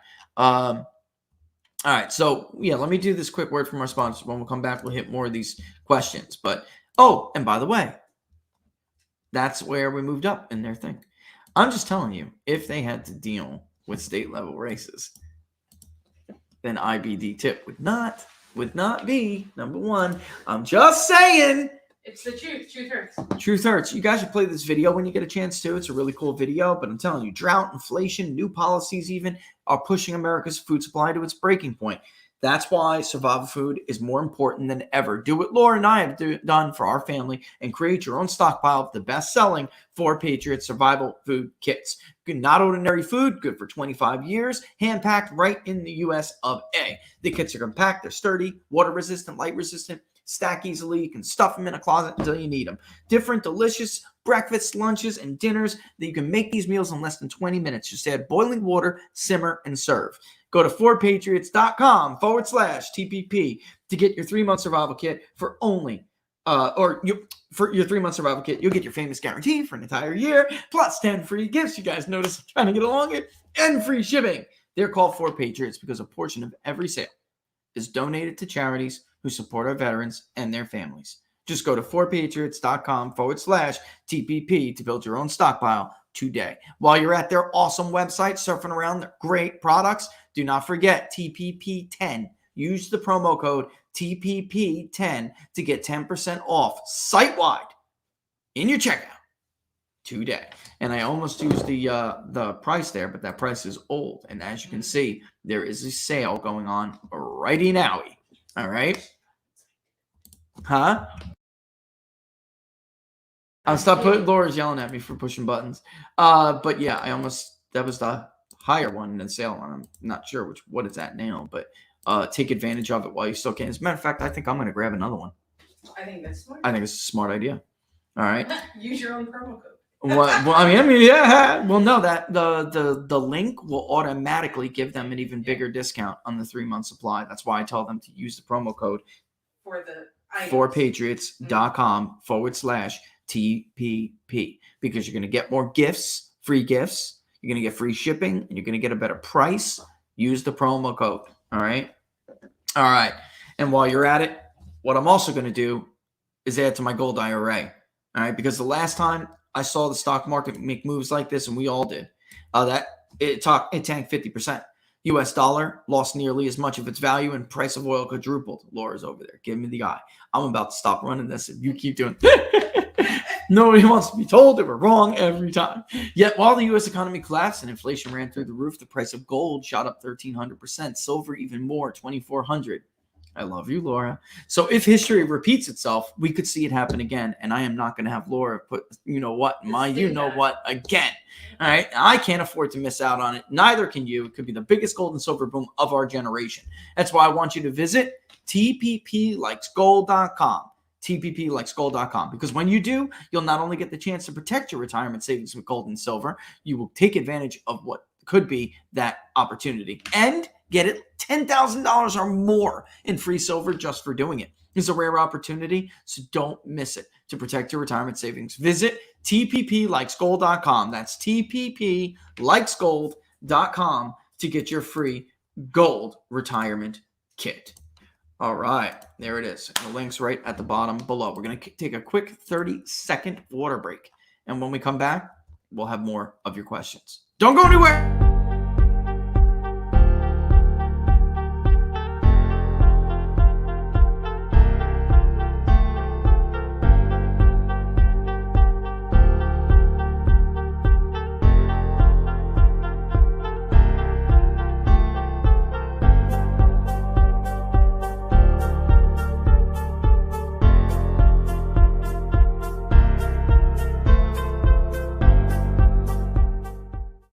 4patriots.com and say the code should be Nate Silver as a poll reader.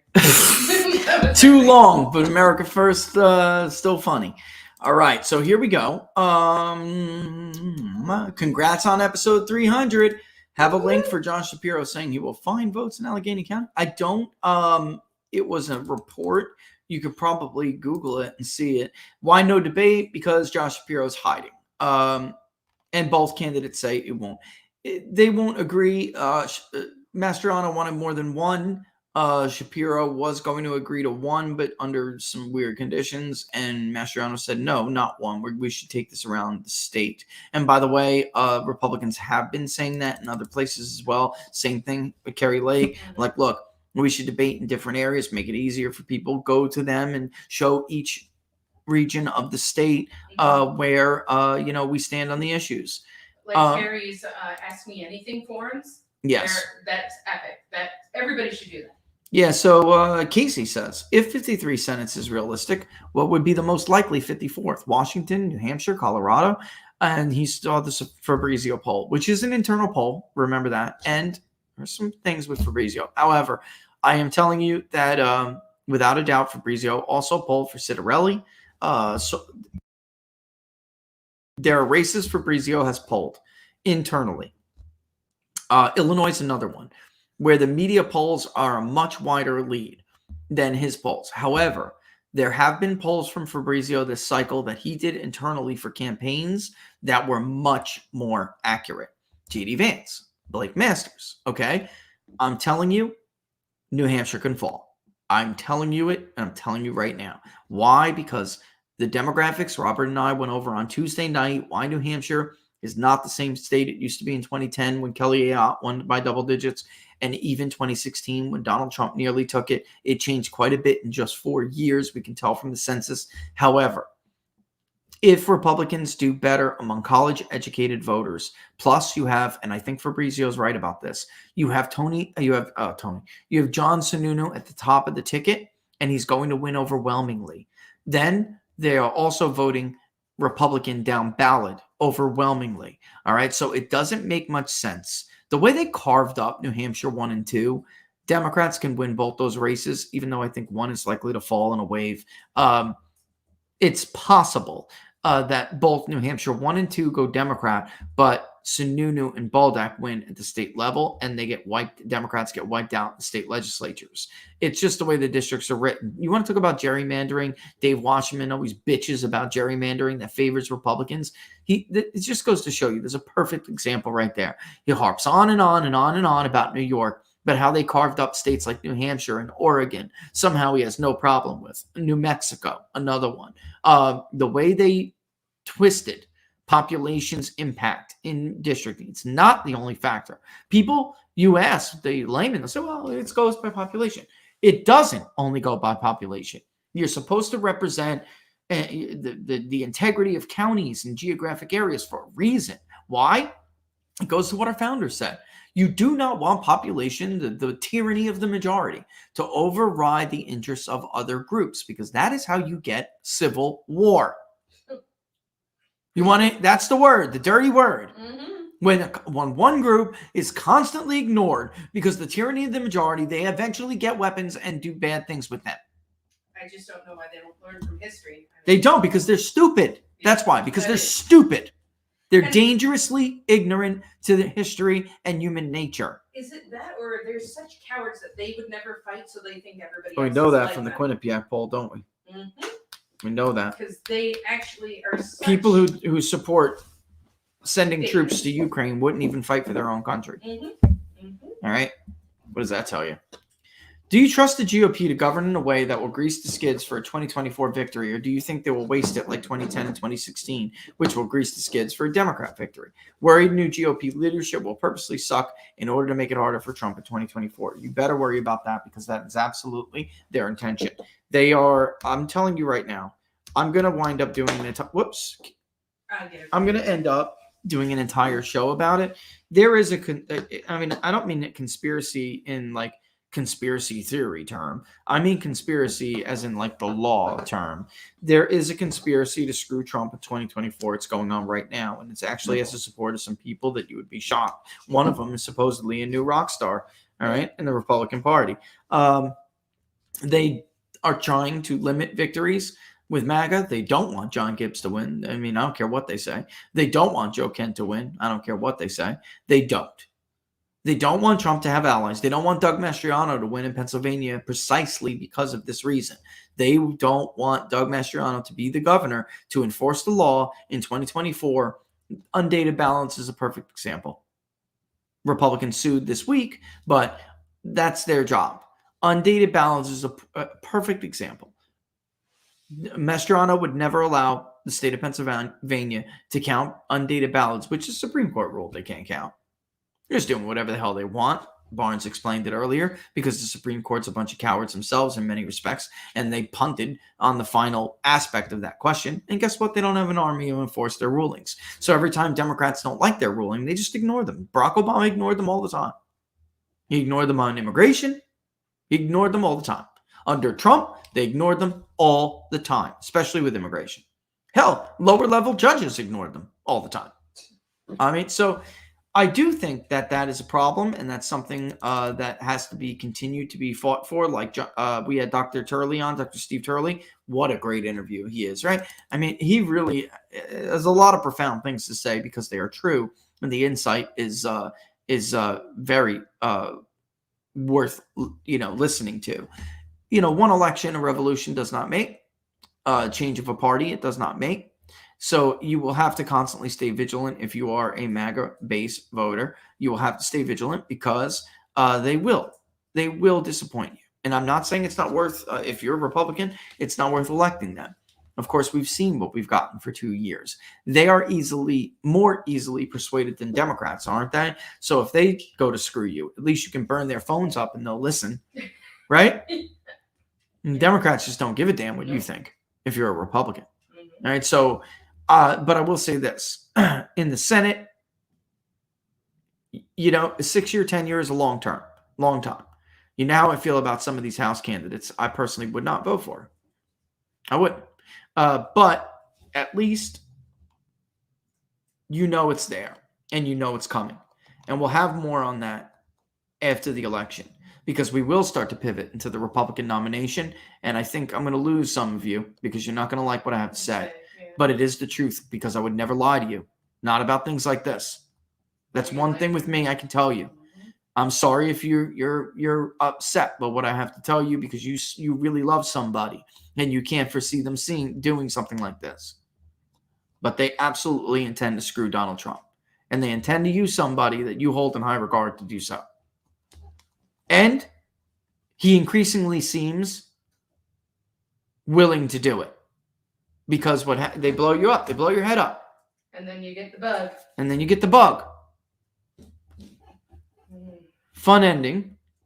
If Rich has a moment later, a human level question. What's your favorite part of? Huh? Fun ending. Well, you didn't put it at the end, so sorry. Oh, okay. Remind me. I don't want to forget. Yes. Okay. We'll come back to you, Snow. Red diver, red team go, red team go. You have mentioned that if you were given control on an independently financed candidate, that you would defeat Kevin McCarthy. Conventional wisdom would suggest that this would be someone funded by a Peter Thiel figure. But as opposed to finding somebody funded by a singular honeypot, what if you could find someone that could reliably get national grassroots funding? What about Madison Cawthorn? Rich, if you and Barnes ran Madison's campaign, could he defeat McCarthy? Well, he's in a different district. So, but I do think I could beat Kevin McCarthy. I absolutely do. I think I know a person who can do it. We're on the front page of Citizen Free Press. Yep. For Rizzo? That's what I was told. Another, not really question. But let me check it out. Maybe it's too late by now and it's not anymore, but yeah, but check it out. Yeah, it's taking up. Wow, they must have a lot of traffic, I'll tell you that. The Kerry Lake landslide is coming. Bull crap with Bannon. I have to tell you. Yeah, let's talk about that for a second. I have to stop, and if I miss a question because of it, I have to say it because I feel compelled. There it is. It's like underneath Steve Bannon, Supreme Court venue. Yeah. What is it really? I didn't see it. Where is it? What does it say? It says Big Data poll looks great for Republicans. GOP. That's not the point, by the way. The point is just to give you the truth, but oh, there it is. Sure as hell is. I have something I want to say about what's going on with Steve Bannon. So, thank God he got released pending appeals. He did not. They didn't take him away, Laura. I forgot to tell you that. Oh, okay. All right. Yeah, Jack, let me know. He got 4 months in jail. That was the sentence.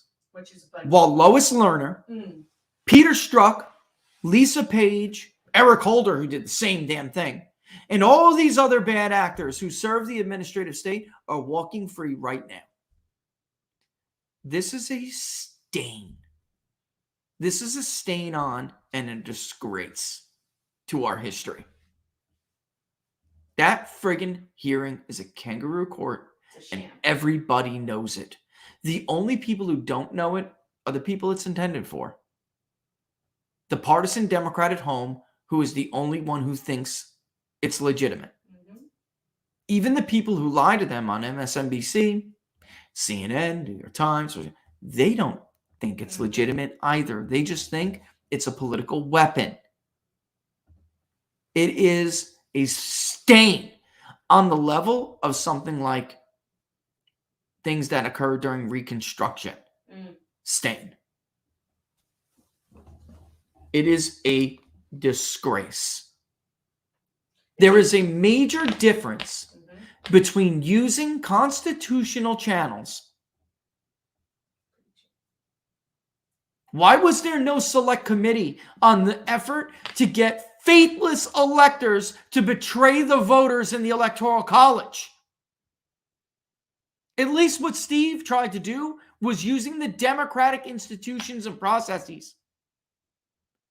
The most undemocratic thing in the world would be to try to bribe, manipulate, bully electors for the Electoral College to change their vote and to betray the vote of the sovereign American public. You know, democracy they're trying to save, right? They're so full of crap.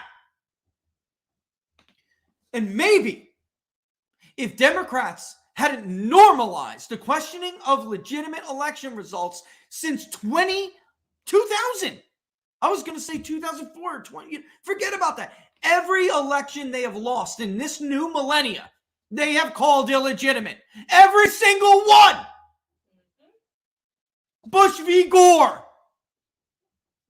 The Washington Post, you want to know how full of crap these people are? The Washington Post spent millions to try to prove that Gore actually won Florida.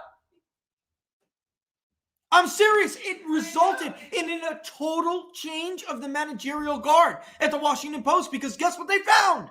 Bush actually won it more than the official result.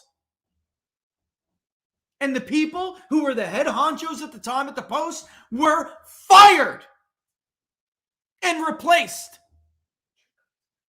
The Post was the leading election denier after that election. After 2004, Democrats attempted to do exactly what Steve Bannon wanted Republican senators to do in 2020. That's all.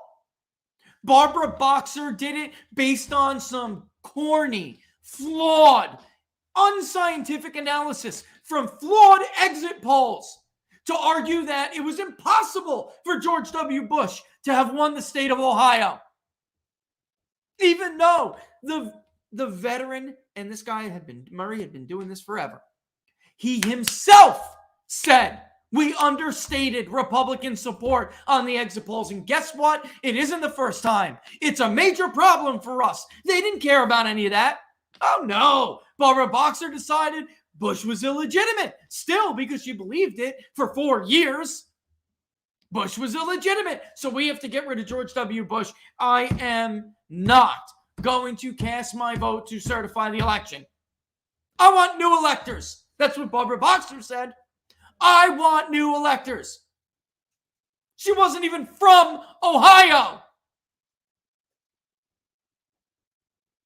This is the biggest crock of crap ever. The only difference, and that's why I see schmoes out there who I tended to have a respect for, really just scraping the bottom of the barrel with their hypocrisy. If you, a certain data guru in Arizona, if you seriously think that there was something different about 2020 that was more dangerous than what we had seen in 2004 and 16, then you are a water-carrying piece of garbage. Nothing is more dangerous than telling the American public that their duly elected president is a traitor who colluded with a foreign power to steal and undermine an election, a presidential election. So-called civil rights heroes like John Lewis wouldn't even attend his inauguration. Every Democrat running in 18 had at some point thought that he was illegitimate. You think election denying is new and there's just now a whole industry being made out of it? Whole generations of blue checks sold books on it. Got jobs in the media over it. You put up Michael Avenatti as a hero over it. Michael Cohen, the scum of the earth, made careers, sold books, millions of copies. 2 impeachments. Steve Scalise, the majority whip of the House of Representatives, and 4 others, was shot because of it. Shot by a nutcase that believed your bullshit tale was true. So how dare you? How dare you? The only difference in 2020 is that for once, Republicans were the ones doing the questioning. Once! This whole millennia. Richard Nixon knew that election he got robbed. Richard Nixon knew it. He sat back for the good of the country. We all know Kennedy's daddy robbed him. We all know it. And one time, Republicans have the courage and audacity to stand up. Thousands of affidavits. Hundreds of hours of footage. I don't like hearing accusations like that either way. Elections in a democracy, you have to have faith in them. They have to be credible, and we have to be able to move forward. But you keep doing this crap, and you're going to undermine it all. But listen, to point out that 2020 was somehow worse because of January 6th, when a House majority whip was shot over your lie in 16, is outrageous. Outrageously, intellectually dishonest. I won't say his name, but the last thing that man posted on Facebook, which we screenshotted before Mark Zuckerberg didn't want the rest of you to find out about it, was that Republicans in Congress are enabling a traitor. He went on and on and on. Sign this change.org petition. We have a traitor, a Russian asset in the White House. We have to save our democracy. Sign a petition to remove him from office now. How dare you? Shame on you. Shame. Make me sick. Make me sick. Stick to your numbers, dude, which you're not even that good at, by the way. But that's the rest of them. All of you together. Maybe the MSNBC panels on Morning Blow would be a little bit more credible if they didn't spend 4 years election denying themselves. But when you lie to people, you make them delusional. This is what they're making. They are taking advantage of mentally ill people.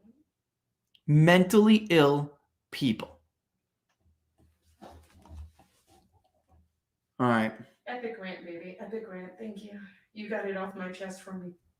It's disgusting. It is disgusting. And something about Trump and DeSantis. They have $2 million in the bank. How are they not dumping like 10 of that into Pennsylvania for Doug? That's a very good question.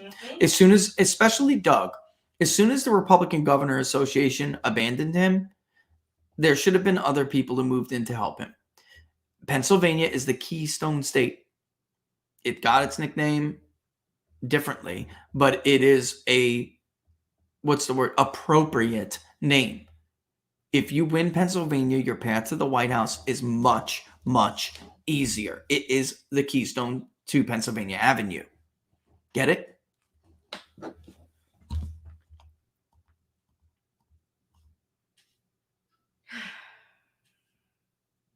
Yeah. Let me just read some of it. First of all, the Slimer is not my authority, so I don't care what he says about my poll or whether or not he puts it in his corny little average. The truth is, he has always been a competitor, and he banned me because I'm better than him. It's that simple. That's the answer. That, and I was an extreme critic from the get-go. You have to understand, nobody likes him. But people like, I hate to say it. I don't want to do him dirty like this, but it's true. You know what? I'm not going to do them. Those are private conversations. Yes.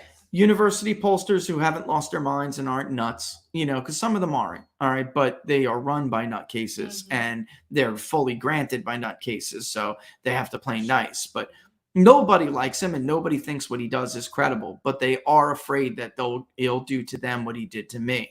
Like last time in 2020, Robert Cayley got a little snippy. He banned him for like 3 days. And then, of course, they made nice again. And, now he's back. But Patrick Basham, he wasn't playing nice and banned him. So, the truth is, all I can tell, yeah, I mean, whoever hurts his feelings, he is not an authority of polling over, definitely not of me, but he's not really an authority on anybody. He has no idea what he's doing. He has no idea. I'm telling you, I've said it a million times and I've offered him an invitation. You're more than welcome to come sit in my chair right here and you can go ahead and poll better than me. You tell me what is a sound methodology. Because, by the way, when he did issue that ban, it was over how we were polling in 2016. That is now the methodology used by the Associated Press and Fox News for exit polling. Lots of exit pollsters now do what we did in 2016, which was admittedly, the tracker for 2016 was not a traditional poll. It was a recruited online panel of a representative sample that we repeat interviewed and added people to over time. So we would see, did anybody really change their minds, right? Most cases they did not. All right. It was just the difference of who was going to vote. And then the persuadable middle, which wasn't that big. It was like 9%. All right. And it wasn't randomized phone polling. So, and believe me, I had offered to give him full access to everything. So far, there was only 2 people who ever took me up on that. One was the Epoch Times, who wanted to research that very question, why is big data poll banned for 538 when they're so accurate? And but what happened after they researched me? After they went through all my work, they hired me as the chief pollster for 2020, and I gave them a perfect Biden +4 final national poll. Which is why, by the way, we're moving on up. We're going to catch tip on that pollster scorecard. I feel it. After this election, we're going to catch tip. We're going to catch him. And again, they're only there because they don't poll states. And polling nationally is easier than it is to poll statewide. Imagine if, because people are like, whoa, he was pissed off. Imagine if, get this, a Republican who believed the so-called big lie shot Steny Hoyer and 4 other people while Steny Hoyer was practicing for a charity baseball game in Arlington, Virginia. Or Alexandria, I think it was. Folks, let's play the imagine if game. If the roles were reversed and somebody who believed Donald Trump's big lie shot Steny Hoyer, Nancy Pelosi's right hand hit her whip, could you imagine? There would be public executions. They would have people in the brigades on Pennsylvania Avenue and the stockades. I mean, are you kidding me? Imagine what Morning Mika would say. Imagine what Joe Blow Scarborough would say. Imagine what the headlines would read like in the New York Times. Imagine what the Washington Post would publish. Imagine how quickly Fox News would cave. Think about it. Remember what they did with the MAGA bomber? He didn't even hurt anybody. The bombs weren't even real. And they made it out like Donald Trump was like funding terrorists like freaking Al-Qaeda or something. Holy crap. They just let that go. They didn't care he was a Bernie supporter, a Hillary supporter, and that he fully believed everyone telling him that that was the real hidden story. And if we didn't grab it off of his Facebook, you would never know, because even Fox News never told anybody. The reason he shot Steve Scalise is because he believes Steve Scalise was enabling a traitor in the White House.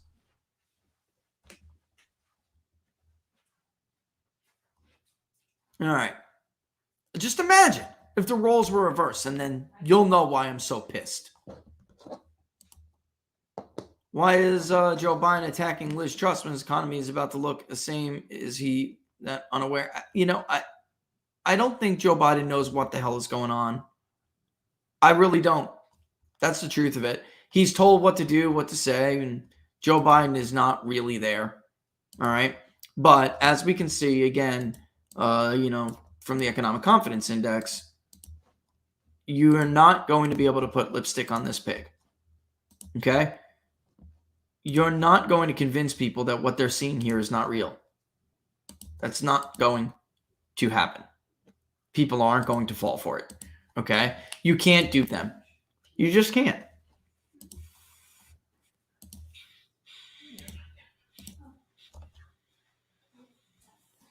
All right. Again, I just want to go back to that one about, Doug Mastriano not getting as much help in Pennsylvania as he should. It's a disgrace. It's a disgrace. What the RGA did to him is basically a political crime. All right. And the fact that people did not jump in and help him, make up that gap is a disgrace. Are we being honey, you know what, in Minnesota? It seems too good to be true. I imagine you mean because you want the Republican to win. No, you are not. Minnesota has a very long history, a habit of swinging back and forth with national moods. It has been very close to the presidential level in most years, except for 2020. Trump made it extremely close, or not most years, because McCain got his you-know-what kicked, and so did Mitt Romney. But before that, and then it did have Republican governors for a long time. So what's happening here too is it also has a very long track record of giving third parties significant shares of the vote. And there are numerous third parties, including pot parties. So things like, Ralph Nader and the pot reform and, Citizens for Marijuana, this, that, the other thing, right? All these other groups, it's not what they are, what their real names are, but that is a long time thing. And if you consider the swing along with third party support, it absolutely is possible that Republicans could beat him. And then as far as Keith Ellison goes, he barely won in 2018. I think Keith Ellison's going to lose. I thought that for a while. He barely won in 2018. He is not a popular guy or well-liked, even in Minnesota. All right. He's got a lot of baggage, a lot of history. People know all about it. And in an electorate like this, it is more likely than not that Keith Ellison loses. And with the rest of that environment in play, then I really do believe you can get a Republican governor in Minnesota. Absolutely. Which state legislatures have a chance to be Republican supermajority with R+5? We talked about this a little bit yesterday. North Carolina definitely is looking like it's going to be a supermajority. Some of the way things are written prevents some of these states, like Arizona. It would be tough, but we'll see. And then also, too, Florida could be. I mean, potentially it could if DeSantis really does win by 11 points. So, yeah. Are South Carolina Republicans in the state legislature similar to Graham, Mace, Scott? Yeah, there are some people like that in some of these southern states. I will note, though, I brought up South Carolina the other day and got some questions about it. The precinct strategy in North Carolina is butting heads with some good people. So it is a great strategy and it should be implemented. But there are some places that got Trumpy before the precinct strategy, like Horry County, right? For instance, Myrtle Beach area. And I hear rumblings that like the new people that came in and ousted good people are, it's making a tumultuous situation. But for the most part, there are a lot of southern states and western plain states where it supposedly looks ruby red, but they're the biggest rhinos going. Utah, the Dakotas, all right? and southern ones like Georgia and South Carolina. North Carolina are fighters. There are some rhinos in leadership, but for the most part, they fight. Could you ask Rich why the Republicans do not seem to be homing in on education at all, especially after the success of Youngkin? I wish I had a better answer for you, Neil. That is a great question. Crime rose this month, so the issue of crime, they are driving that. It has resurged, and actually crime is not that far below abortion, right? Which, again, is a very distant number 3. Crime is one of those, and so is education, that I do think Republicans could have done a better job in most cases of bringing up. Now that the CDC did what it did, what Tony is bringing up as well, I did hear about the CDC. CDC is calling people up to do child household vaccine surveys, and you've been called twice. Yeah, wow. Were you called on a landline or a cell phone, Tony? I'm just curious. Because I'll tell you, this is an issue Laura and I have near and dear to our hearts as well. There is no chance that I'm giving my children the vaccine. Nope. All right. They're getting pulled out, and I will pull them out and homeschool them. I will. Day. And I believe many other parents will do that as well. If you remember the public polling project, we had asked this, and 60% of parents with kids under the age of 18, school age, opposed adding it to the list of required immunizations. And a huge chunk said, I'm homeschooling my kids over what's going on with COVID. And an even bigger chunk said, I will consider homeschooling my child if they do this. Do you remember that? It was big. Folks, it was like 15%. If that's true, if that even if some of that happens, as Laura will tell you at another time, because we're running out of time here, all of their money is decided by attendance. Public schools cannot afford a mass exodus to homeschooling because the CDC decided to make that vote. And yes, they can play games and say, it's just a recommendation. The states will have to decide. But they bully the states, and they withhold funding if they don't take recommendations. By the way, this is what I'm talking about with those super majorities in states like North Carolina and Florida and other places. Absolutely will mean that fight. So remember that when you go and vote. Parents, do you want to take the risk? Why do you think the Dems picked Biden? It's obvious he's cognitive decline and serious scandals. That's why. He's easily manipulated. If Biden wants a third term, if Obama wants a third term, Biden's the one to do it to. And they were afraid that Bernie Sanders couldn't win. Because Bernie was going to win that nomination. If I said before Buttigieg had a better chance because he was outperforming Biden. But if Barack Obama did not interfere and bribe and bully people out, then Joe Biden was absolutely going to lose that nomination. Bernie Sanders was going to win. Biden would have had his day in South Carolina, and then he would have lost across the board in Minnesota, Maine, and all the other states that Obama saved for Joe Biden on Super Tuesday. Bernie would have won. He won California overwhelmingly. It would have been Texas. That would have been it. Minnesota and Maine, and that would have been enough to put him on a glide path, including with those Midwestern states. New Mexico is a reach. The governor's race in New Mexico. Now, you vote for who you want to vote for. I'm just telling you, New Mexico is different than Colorado even.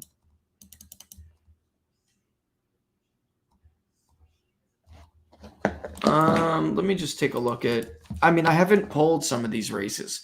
So I have a hard time trying to give you some solid, semblance of a race like Pennsylvania 8, Although let me just look at demographics here.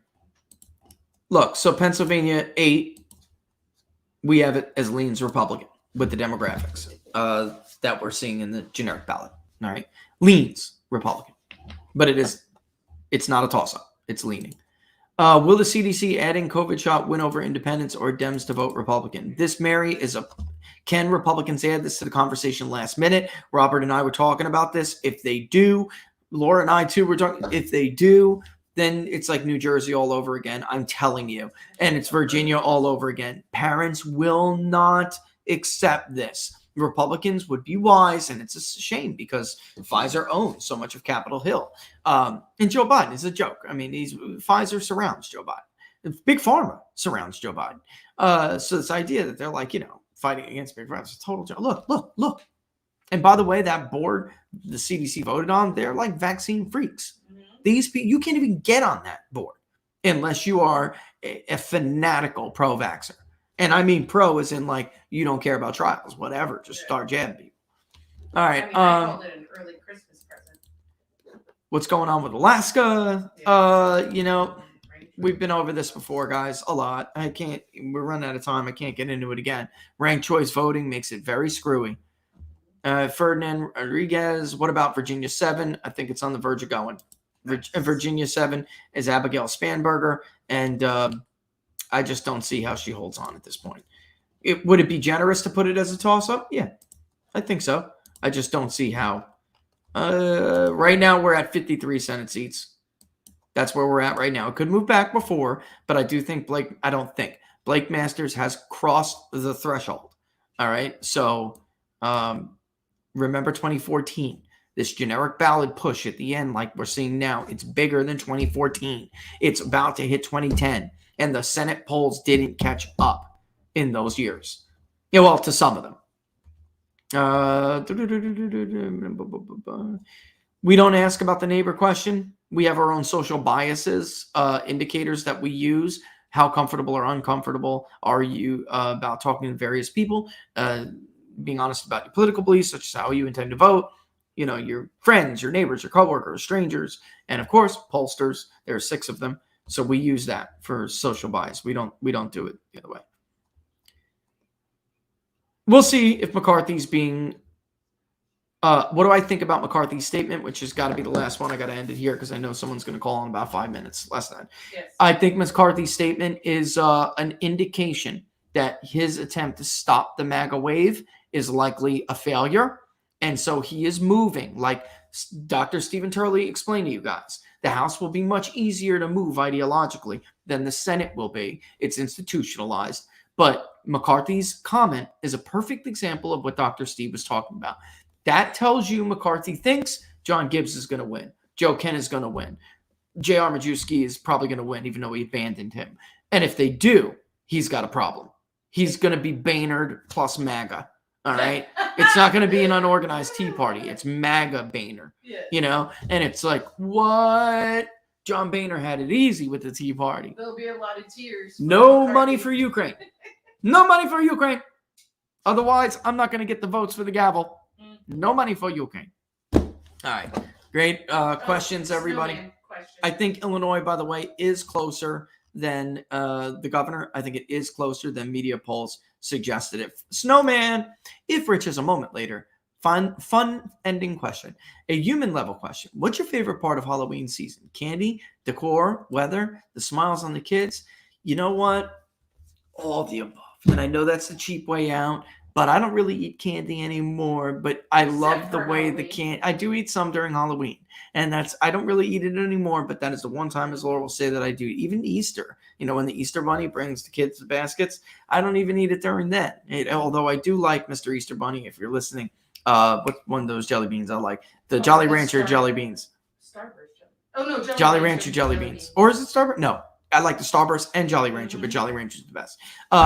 The decor I love. I have all animatronics out on my front porch. She can't stand it because I like it a little darker than she does. And I do. The weather has always been one of my favorite things about the fall. I love Laura and I both. She was born in late September. I was born in early August. So we're fall babies. I mean, early October, excuse me. She goes, yeah. So we're fall babies. And it always that new fresh smell of fall, the brisk cold air, it always made me feel alive again and regenerated me. And after the hot season of the sun, you know, and before the cold, gray, dark winter, you know, because I was from the north, I really love the fall. We love pumpkin picking. Oh, by the way, pumpkin carving is serious business in this house. We have Dremels and tools and knives. It's serious business. We'll share pictures of the pumpkins with you guys. Full on debate. What goes on the pumpkin? What goes on the pumpkin? And we always get 2 typically. But we love, and the kids, I mean, you know, you get some of that with all the other holidays, but you know, my daughter a couple of years ago is a perfect example.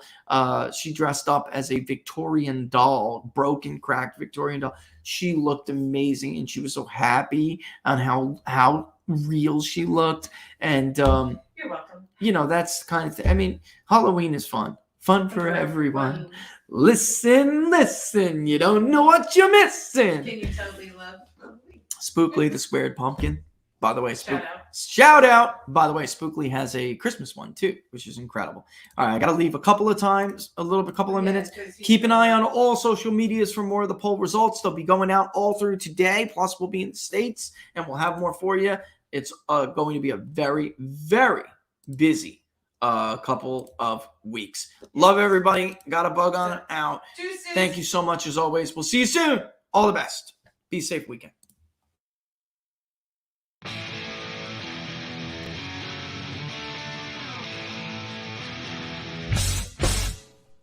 How much you wanna bet that I can get you back inside your head before the summer ends and spread a little love. Just for a little fun, I'll make you come back to me before the rise of every sun. Baby, it's meant to be. I know you got a man, but you don't understand. You're gonna be a heartbreaker. You're such a love taker. So just suck me in and you can toss me like a cigarette.